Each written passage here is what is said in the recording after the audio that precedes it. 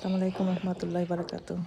আজকে ফোনের ডিলিটেড ভিডিওতে গিয়ে দেখি এই ভিডিওটা আমার ছেলে গত বছর বানিয়েছিল।